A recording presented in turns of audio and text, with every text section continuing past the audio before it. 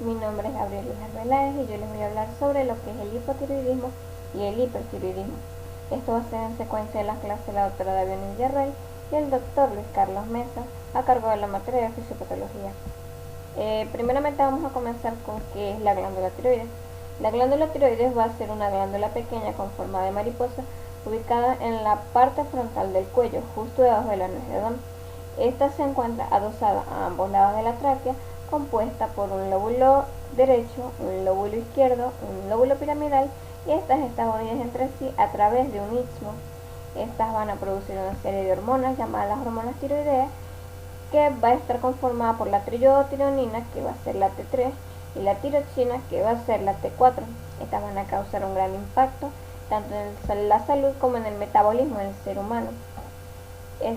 Antes de comenzar en sí en el tema, vamos a revisar primero lo que es la fisiopatología de esta glándula, o mejor dicho, la fisiología. De esta manera vamos a poder entender por qué se producen tantas alteraciones a nivel sistémico. Vamos a comenzar que cada uno de los lóbulos consiste en numerosas unidades funcionales conocidas como los folículos, es decir, la unidad funcional de la tiroides van a ser los folículos.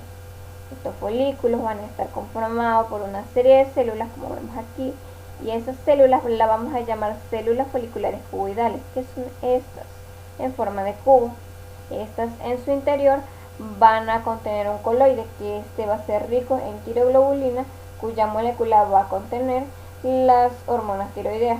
La tiroides es altamente vascularizada y tiene una amplia red de capilares y arterias que la van a rodear y la van a suplir estos folículos individualmente.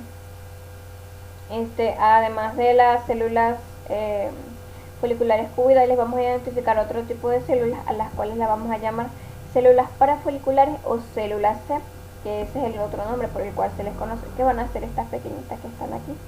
Estas células parafoliculares van a ser de relevancia, ya que estas van a segregar calcitonina, que va a intervenir tanto en el metabolismo del calcio como en el del fósforo. Luego tenemos lo que es la síntesis de la hormona tiroidea. Yo lo dividí en tres fases, primero para que me sea más fácil explicarlo, y segundo para que sea más fácil que ustedes lo entiendan. Vamos a empezar con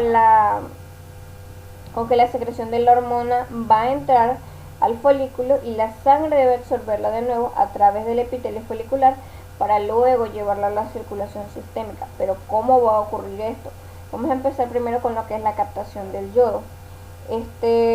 Para que tenga lugar la síntesis de la hormona tiroidea es preciso que la tiroides vaya a captar el yodo. Esto va a proceder tanto de la dieta como de los aminoácidos que consumimos día a día. Esto se va a concentrar en las células epiteliales para luego ser trasladada directamente a la luz de la célula folicular. Este transporte va a ser estimulado por una hormona llamada la TSH, o en sus siglas en inglés, la hormona estimuladora de la tiroides. Hormona estimuladora de tiroides, TSH. Esta va a ser segregada por la glándula pituitaria, que luego esta lo que va a hacer es transportar el yodo hacia el interior del coloide, y a su vez se va a trasladar por acción de la pendrina, que es una enzima transportadora. Ya en esta localización, es decir, en el coloide, el yodo va a ser oxidado, en la cual vamos a llamar la segunda fase formación. Va a ser oxidado gracias a la peroxidasa, por lo que el yodo ya no va a ser una molécula solitaria, sino que va a ser un yodo molecular capaz de unirse a otras moléculas. El yodo se va a unir a la tirosina y la va a utilizar para la síntesis de la tiroglobulina, que a su vez se va a unir para formar dos moléculas muy importantes, a las cuales vamos a llamar monoyodotirosina y diyodotirosina. Las vamos a simplificar como mi y di. Estas dos moléculas al mismo tiempo se van a estar uniendo para formar lo que son en sí las hormonas tiroideas. Esta la vamos a llamar la tiroxina o tetrayodotironina, que va a ser la T4, y la triyodotironina, que va a ser la T3. Esto es una ecuación matemática súper fácil. Es decir, la T4 se va a formar por la unión de dos moléculas de, es decir, 2 más 2, 4. Y la triyodotironina se va a formar por una molécula de MIT y una molécula de DI. 2 más 1, 3. O sea, no hay más de ahí. Luego vamos a pasar a la tercera fase, la cual la vamos a llamar circulación, donde la T1, la T2, la T3 y la T4 se van a vertir en el coloide para acumularse en forma de tiroglobulina, que por medio de la pinocitosis, si vamos a hacer un pequeño recuerdo, la pinocitosis va a ser que se va a tomar desde el medio externo de las moléculas, se van a traer y van a pasar a través de una vesícula hacia la membrana plasmática. Ya en la membrana plasmática se va a liberar este contenido. Luego de esto van a liberar las unidades yodadas que van a estar en el interior de T1 y T2. Esto se va a realizar por medio de la enzima desyodasa. ¿Qué se va a buscar aquí con la desyodación de T1 y T2? Bueno, reciclar el yodo. Porque claro, esto va a ser un mecanismo continuo donde se va a hacer la captación de yodo, se va a formar y luego de esto, antes de que pase la circulación, las hormonas tiroideas se van a desyodar y después de esa desyodación se va a reciclar y va a volver otra vez el inicio de la captación de yodo, la formación y la circulación, para hacer un proceso continuo, es decir, uno atrás del otro. Ya, pero sí, ¿qué va a pasar con T3 y T4? El T3 y T4 van a atravesar la membrana de las células foliculares para luego ser liberadas a la circulación sistémica. Va a haber una proteína de transporte primario que es la que va a intervenir en esto, llamada la globulina de unión a la tiroxina, que vamos a simplificar como TBG, que esta muestra una elevada afinidad pero una baja capacidad de unión a la T3 y a la T4. En condiciones normales del ser humano, esta va a transportar alrededor del 75% de la hormona tiroidea. Esto va a ser en unión a otra serie de proteínas en las cuales vamos a encontrar la prealbumina de unión a la tiroxina, que muestra una elevada afinidad pero una baja capacidad de unión a la T4. Y después vamos a tener la albumina, que tiene una baja afinidad pero una alta capacidad para T3 y T4, es decir, una proteína con otra se van a estar complementando. El control general de este sistema, es decir, de la síntesis de la hormona tiroidea, la captación, la formación, la circulación, la estimulación de todo esto, va a ser a través de la glándula pituitaria y del hipotálamo, que esta va o prevenir o restringir la liberación de la TSH, para que después se liberen las hormonas tiroideas a la circulación, es decir, por medio del hipotálamo se va a hacer la estimulación, se va a hacer la síntesis de la hormona tiroidea y va a pasar a la circulación de manera controlada, y todo va a ser a través de la glándula pituitaria. Las alteraciones de T3 y T4 generalmente van a producir un incremento de la tasa metabólica basal de la mayoría de las células del cuerpo, es decir, esta va a intervenir en absolutamente todas las células del cuerpo. Esta puede incrementar tanto la lipólisis como el metabolismo de los carbohidratos. También puede potenciar el efecto de las catecolaminas en el corazón. También puede haber intervención al sistema nervioso central y también puede incrementar el metabolismo de las proteínas, también principalmente en su fase de degradación.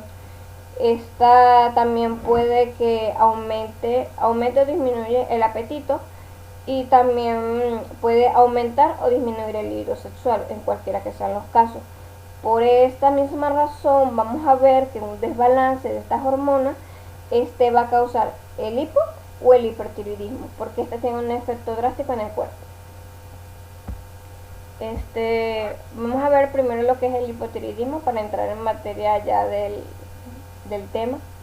El hipotiroidismo lo vamos a definir como un trastorno causado por una alteración estructural funcional que va a interferir en la producción de la hormona tiroidea, es decir, va a haber una baja producción de la misma.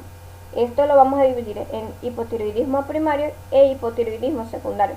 La primera va a estar causada por una anomalía tiroidea y la segunda va a estar causada por un trastorno hipotalámico. Te lo vamos a explicar en este pequeño esquema que tengo aquí. Vamos primero con el hipotiroidismo primario.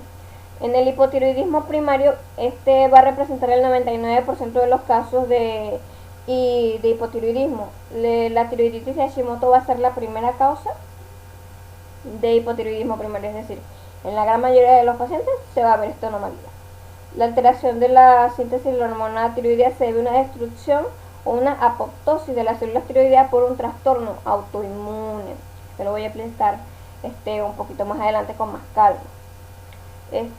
Como vamos a poder ver aquí, el hipotálamo va a segregar la hormona estimuladora de la tiroides, va a hacer un buen funcionamiento, él va a hacer su trabajo, pero ya al momento de llegarle a la tiroides, por una apoptosis de la célula, es decir, la destrucción de la misma, la tiroides no va a hacer su trabajo, no va a sintetizar, no va a captar yodo y tampoco lo va a liberar a la circulación.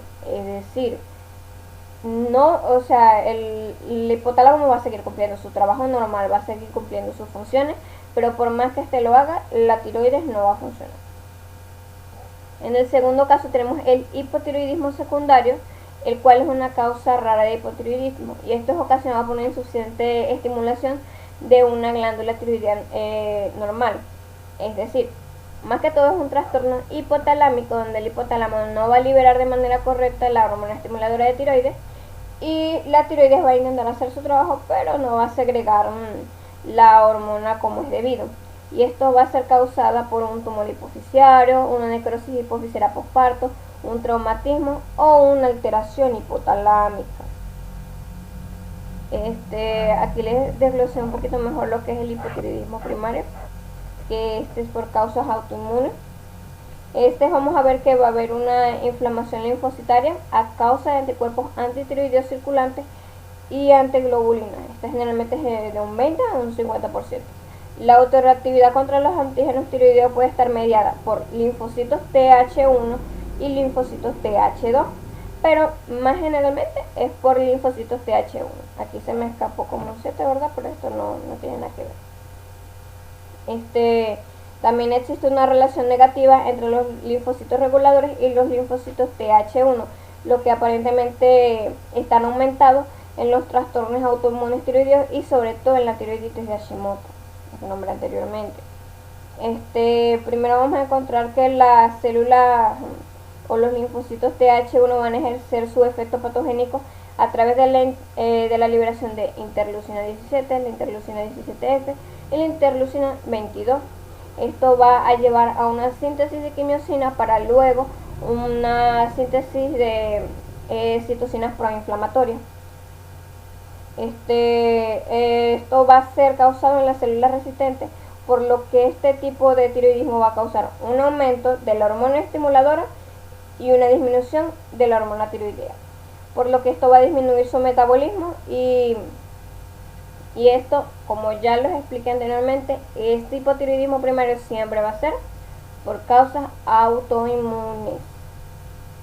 Después vamos a encontrar el hipotiroidismo iatrogénico, que va a ser causado por la abolición quirúrgica de la glándula o por la radiación.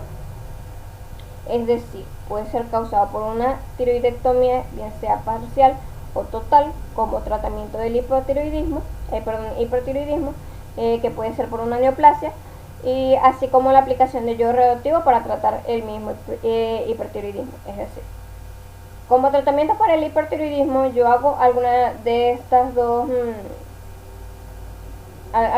tratamientos, bien sea la abolición o la aplicación del yodo. Y resulta que después de todo esto, se me provocó un hipotiroidismo porque la glándula obviamente no va, gracias a estos tratamientos no me va a producir la suficiente hormona. Y por otra razón, puede ser por la intervención de ciertos fármacos en el cual vamos a encontrar el metimazol y la amiodarona. Es decir, estos fármacos van a disminuir la secreción de la hormona tiroidea. Estos son el metimazol y la amiodarona. Más de ahí no. Y estos van a causar un hipotiroidismo adquirido. Así lo vamos a llamar. El hipotiroidismo adquirido va a ser por un hipotiroidismo iatrogénico. Una va a ser la consecuencia de la otra. Ahora vamos a ir a lo que son las manifestaciones clínicas. Ya que vimos que hay una alteración a nivel de absolutamente todos los sistemas, en absolutamente todos los metabolismos, en el metabolismo de los lípidos, en el metabolismo de los carbohidratos, en absolutamente todos los metabolismos del cuerpo, y reaccionan absolutamente todas las células, esto va a causar alteraciones en todos los sistemas. Aquí vamos a ver primero que el paciente va a tener el cabello grueso y quebradizo, va a tener una pérdida de la cola de la ceja, a lo que le vamos a llamar alopecia en punta de ceja, aquí lo vemos aquí, en una típica fase hipotiroidea donde va a haber alopecia en punta de ceja, va a haber palidez mucocutánea, va a haber macroglosia, va a haber letargo y anomalías en la memoria. También vamos a encontrar el edema periorbitario y abotagamiento facial, como vamos a ver aquí, el edema debajo de los ojos y arriba de los ojos, y este abotagamiento facial.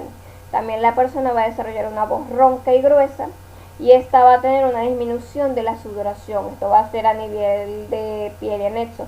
Estas personas van a tener una muy baja tolerancia al frío, es decir, no se les puede exponer a este tipo de clima. Ellos van a presentar también alteraciones a nivel cardiovascular, los cuales van a incluir pulso lento, crecimiento cardíaco, o sea, cardiomegalia. En las alteraciones intestinales vamos a tener atrofia gástrica.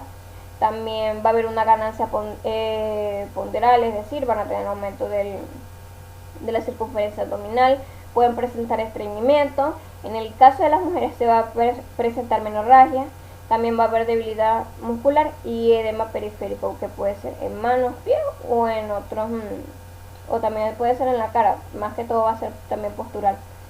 Una de las complicaciones más frecuentes vamos a encontrar lo que es el coma mixedematoso, que es una complicación del hipotiroidismo que amenaza la vida del paciente y por lo general se produce en presencia al hipotiroidismo de larga data. Sus características van a consistir o entre sus síntomas van a haber hipotermia extrema, donde la temperatura va a oscilar entre 24 y 32 grados centígrados, es decir, muy baja, extremadamente baja. También va a haber arreflexia, convulsiones y depresión respiratoria con retención del dióxido de carbono. La hipotermia grave, es decir, de 24 a 32 grados centígrados, a veces suele bajar mucho más. Puede pasar en algunos casos inadvertidas, salvo que se utilicen termómetros con lecturas bajas, pero en la gran mayoría de los casos va a pasar inadvertido. O sea, el doctor no se va a dar cuenta de absolutamente nada de esto y no lo va a tener en cuenta. Entre los factores desencadenantes vamos a encontrar que esto puede ser causado por una infección, por un traumatismo, por la intervención de fármacos también, y también por la exposición, bien sea corta o prolongada del frío.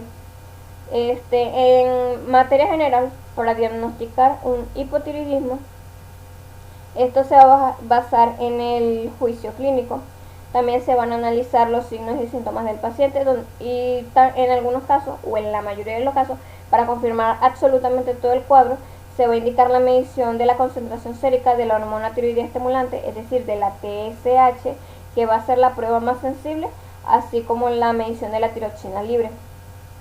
En el caso del hipotiroidismo primario, la hipófisis, es decir, la glándula estimuladora de la tiroides, no va a presentar alteraciones, y por lo que la concentración sérica del TSH se va a encontrar elevada, es decir, ya va a seguir cumpliendo su función, pero la tiroides no va a responder, por lo que va a haber una concentración sérica de T4 que va a ser demasiado baja, es decir, el TSH va a subir porque este es un metabolismo normal, pero la hormona tiroidea va a bajar porque obviamente ya tiene una atrofia.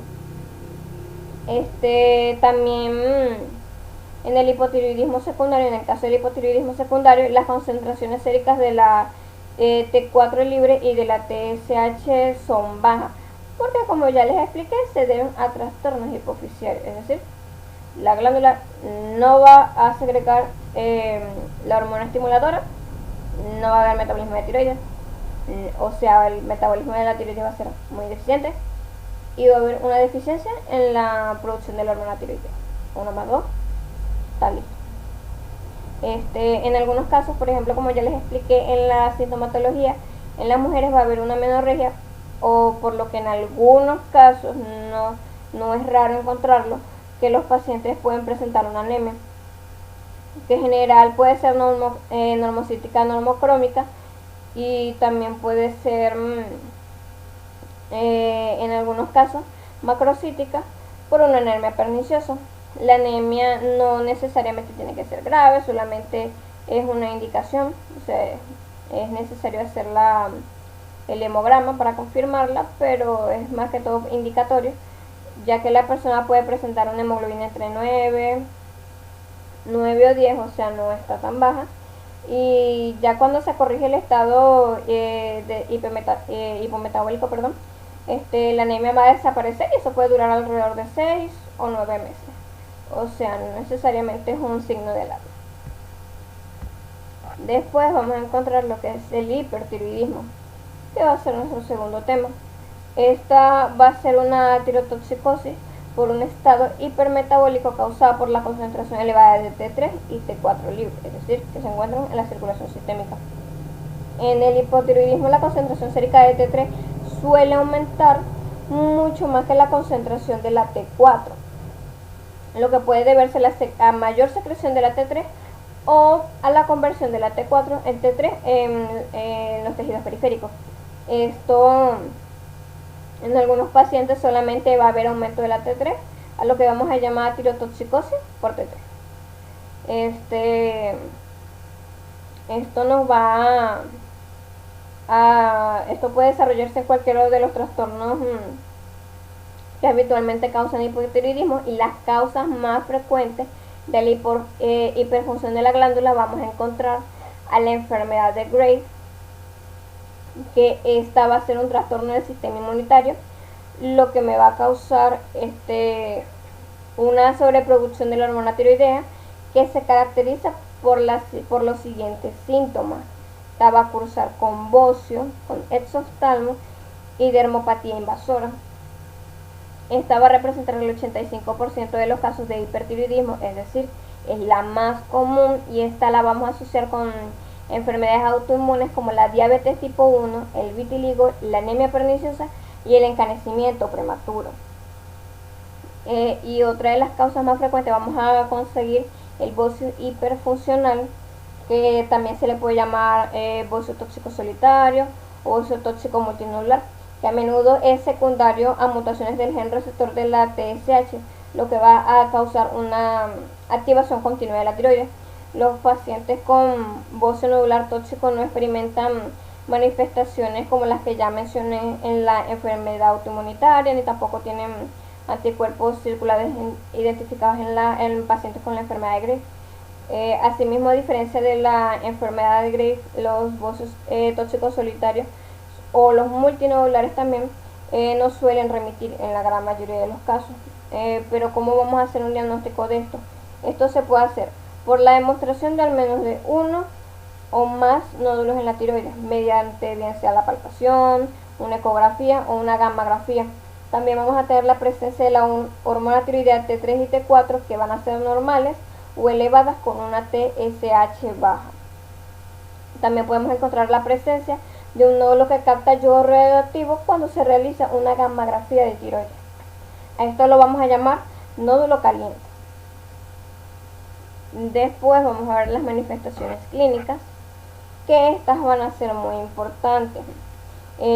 Las manifestaciones van a ser variadas y van a consistir en cambios relacionados con el estado hipermetabólico, que esto va a ser causado por un exceso de la hormona tiroidea y una hiperactividad del sistema nervioso simpático.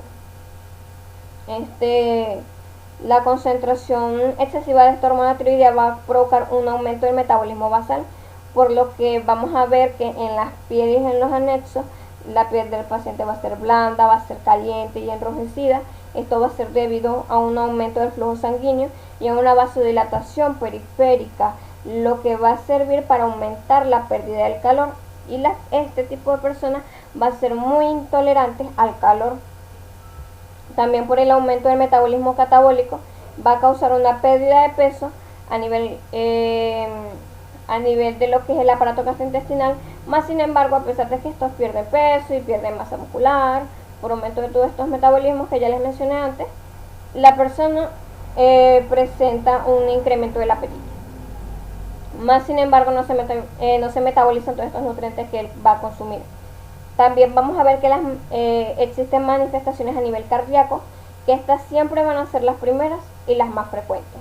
Las personas con hipertiroidismo van a presentar un aumento del gasto cardíaco y de la contractibilidad cardíaca. Esto va a ser debido a la necesidad periférica de oxígeno. Otra de las manifestaciones que podemos encontrar a nivel cardíaco van a ser palpitaciones, taquicardia, fibrilación auricular entre otras más que se pueden identificar. Esto va a depender de cada paciente. En algunos casos también se puede presentar una insuficiencia cardíaca congestiva, sobre todo en los pacientes que son ancianos y que han tenido una cardiopatía previa. También la excesiva actividad del sistema nervioso simpático va a producir ciertas anomalías, a la cual vamos a encontrar el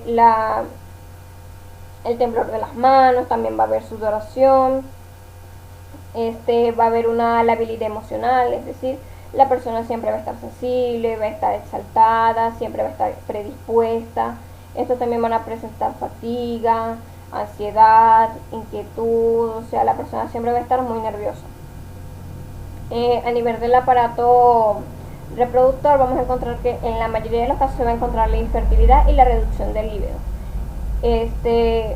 También a nivel del sistema osteomuscular vamos a encontrar que la hormona estimula la reabsorción ósea, por lo que va a aumentar la porosidad del hueso cortical y va a reducir el volumen del hueso esponjoso. No quiere decir que en todos los casos se vaya a producir la osteoporosis, pero siempre hay que estar muy pendientes de eso. También vamos a ver que los pacientes van a presentar continuamente diarrea, van a presentar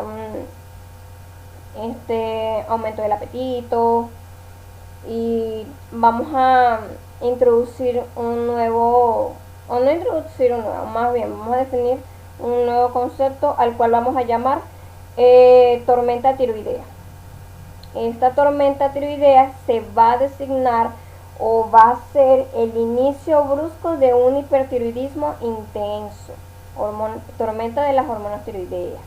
Va a ser el inicio brusco de un hipertiroidismo intenso. Esto se va a ver en las manifestaciones clínicas. Esto va a afectar mayormente a los pacientes con la enfermedad de Graves. Y esto se va a deber, puede ser, por una concentración de catecolamina, como sucede en caso de infecciones, por una cirugía o por la interrupción del medicamento antitiroideo, o también si el paciente se somete a algún tipo de estrés. Vamos a repasar esto. La tormenta tiroidea va a designarse como el inicio brusco del hipertiroidismo intenso, va a ser frecuente en pacientes con la enfermedad de Graves, y puede ser por un aumento de la concentración de las catecolamidas, como pasa en una infección, en caso de cirugía, en la interrupción de la medicación antitiroidea o en cualquier tipo de estrés. Ok, ya teniendo esto claro, vamos a pasar a otro de los síntomas más comunes, en los cuales son los signos oculares. Estos van a incluir que el paciente va a tener una mirada fija, va a haber parálisis palpebral, va a haber retracción palpebral e inyección conjuntiva leve. Vamos a encontrar que está la oftalmopatía infiltrante, que va a ser un trastorno mucho más grave, que va a ser de las complicaciones a nivel de los ojos. ¿Qué va a pasar aquí? Esta va a ser específica de la enfermedad de Graves, es decir, usted la va a conseguir en pacientes con hipertiroidismo por enfermedad de Graves, y esta se puede desarrollar bien sea años antes o años después de que a la persona se le haya identificado un hipertiroidismo. Este trastorno se va a caracterizar por dolor orbitario, va a haber lagrimeo, va a haber irritabilidad, fotofobia, signo de Graves, donde se va a evaluar indicándosele al paciente que observe el dedo de la persona examinadora y lo va a seguir. ¿Qué va a pasar aquí? El paciente va a seguir con la pupila, el dedo del examinador, más sin embargo, el párpado no va a tener su caída natural, sino que se va a quedar estático, lo que va a dejar en descubierto todo el ojo. A le vamos a llamar signo de von Graves. También vamos a presentar aumento del tejido retroorbitario, lo que me va a causar el exoftalmo, o sea, la protrusión de los ojos, y también va a haber infiltrado linfocitario en los músculos extraoculares, lo que va a ser el responsable del desarrollo de la debilidad muscular, que a menudo va a generar una visión doble. Es decir, no es extraño encontrar pacientes con este tipo de enfermedad, con la enfermedad de Gray, y que tengan presente en patologías como visión doble. Es normal. Aquí les puse el índice de toxicosis, que consiste en la suma aritmética de los puntos obtenidos que va a expresar bien sea la existencia del hipotiroidismo como que no. Esto va a estar clasificado en 3 partes. Si la persona tiene menos de 10 puntos, se va a considerar normal. O sea, puede ser ciertos signos y síntomas que no van a estar relacionados que no necesariamente van a estar relacionados con el hipertiroidismo. Después vamos a conseguir que de 11 a 19 puntos el diagnóstico es dudoso, por lo que se les deben indicar los exámenes rutinarios al paciente. Pero si el paciente tiene más de 20 puntos, de por sí ya es un hipertiroidismo. O sea, los exámenes rutinarios van a ser más que todo para confirmar lo que ya sabemos. Pero como es esto, el índice de toxicosis se va a basar en que el médico debe analizar todos estos signos, todos estos síntomas, y los debe puntuar. Entre los signos, como ya les nombré, vamos a tener la astenia, la disnea de esfuerzo, las palpitaciones, la intolerancia al calor, la sudoración, el nerviosismo, el aumento del apetito. También vamos a tener la pérdida del peso, el bocio en muchos casos, el soplo tiroideo que se va a auscultar en la tiroides vascularizada, que eso se ve en el caso del bocio. Vamos a tener una hiperquinesia, va a haber temblor, va a haber manos húmedas y calientes, el pulso va a ser mayor a 90 latidos por minuto, va a haber fibrilación auricular, va a haber signo de von Graves, va a haber retracción palpebral y también vamos a tener el exostalmo. Todos estos signos nos van a ir añadiendo puntos y nosotros los debemos ir clasificando. Dependiendo de la suma obtenida de estos puntos, vamos a diagnosticar si estos signos van a ser normales, no necesariamente relacionados con hipertiroidismo, si van a ser dudosos, si necesitamos aplicar otras pruebas diagnósticas para confirmar esto, y si tiene 20 puntos, ya de por sí es hipertiroidismo. El método de diagnóstico complementario, vamos a encontrar que hay algunos exámenes como la medición de la tiroxina y de la TSH, que es lo que nos va a confirmar el diagnóstico, es decir, lo que ya sabemos lo vamos a confirmar de una vez. Vamos a encontrar que los niveles altos de tiroxina y la existencia escasa o bien sea nula de la TSH, que esto me va a indicar de por sí que tengo una tiroides hiperreactiva. Otra cosa que vamos a evaluar, además de estos signos y síntomas, va a ser los grados de la tiroides, que esta la vamos a clasificar en varios, en los cuales se los voy a desglosar uno por uno, que según el grado del hipertiroidismo o el hipotiroidismo me va a aumentar esta glándula y voy a encontrar bocio de diferentes grados.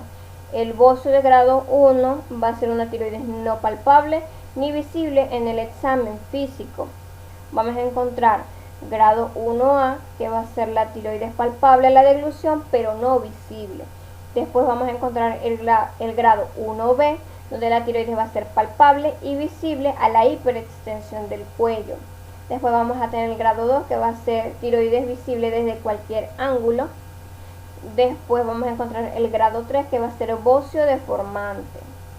Esto ya es un caso extremo de bocio, o sea, deforma absolutamente todo lo que es el cuello, y en algunos pacientes pueden quedar afónicos porque la presión de este bocio va a presionar los nervios, lo que no va a permitir que el paciente o no hable con normalidad o quede una vez afónico. Claro que esto no es no va a ser necesariamente un impedimento, porque después se puede realizar la abolición parcial de la glándula y esto se puede llegar a corregir. También vamos a ver que en el hipotiroidismo o en el hipertiroidismo que van a causar con bocio, siempre o en la gran mayoría de los casos van a ser de origen autoinmune, es decir, va a existir un exceso de las defensas, de los anticuerpos, que van a inflamar la glándula y esto va a hacer que ésta aumente de tamaño. Aquí podemos ver por un ladito una clásica fase hipertiroidea, donde el paciente se ve que tiene La piel blanda y delgada, está húmeda. Aquí vemos el exoftalmo, es decir, la protrusión de los ojos.